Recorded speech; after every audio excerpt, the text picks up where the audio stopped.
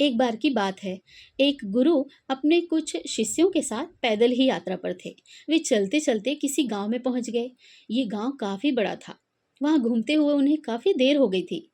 गुरुजी थक चुके थे और उन्हें बहुत प्यास लगी थी। तो उन्होंने अपने एक शिष्य से कहा कि इस गांव से जाकर तुम पानी ले आओ। तो जब शिष्य गांव के अंदर पहुंचा, उसने देखा कि लोग नदी में नहा रहे हैं और वहां कपड़े धो रहे हैं। इसी वजह से नदी का पानी बहुत गंदा सा दिख रहा था। शिष्य को लगा कि ऐसा गंदा पानी गुरुजी के स्वास्थ्य के लिए खराब हो सकता है। उन्हें ये पानी नहीं पिलाना चाहिए। इसलिए शिष्य बिना पानी लिए वापस लौट आया और नदी के गंदे पानी की सारी बात गुरुजी से बता दी। इसके बाद गुरुजी ने किसी दूसरे शिष्य को पानी लेने के लिए भेजा और कुछ देर बाद वह शिष्य पानी लेकर लौटा। गुरुजी ने इस दूसरे शिष्य से पूछा कि भाई, नदी का पानी तो गंदा था, फिर तुम ये पानी कहाँ से लाए?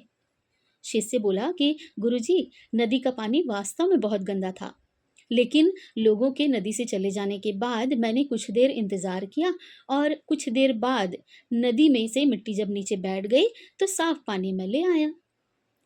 गुरुजी ये सुनकर बड़े प्रसन्न हुए और बाकी शिष्य को भी सीख दी कि हमारा जीवन भी इसी नदी के पानी की तरह है। जीवन में कई बार दुख और समस्याएं आती हैं तो जीवन रूपी पानी गंदा लगने लगता है, लेकिन थोड़े समय और सब्र के बाद सतही दुख समस्याएं नीचे दब जाती हैं और अच्छा समय ऊपर आ जाता है। कुछ लोग पहले शिष्य की तरह होते हैं जो समस्याओं को देखकर घबरा जाते हैं और मुसीबत को देखकर वापस लौट आते हैं। और ऐसे लोग जीवन में आगे बढ़ने में उन्हें समस्याएं आती हैं। और कुछ लोग दूसरे शिष्य की तरह होते हैं जो कि कुछ सब्र रखते हैं, धैर्यवान होते हैं, इंतजार करते हैं गंदगी रूपी समस्याओं के खत्म होने का, और वे सफल हो जाते हैं। हमें भी हमारे जीवन में ऐसे ही गुरुजनों की आवश्यकता होती है जो हमें इस तरह से मार्गदर्शन करें।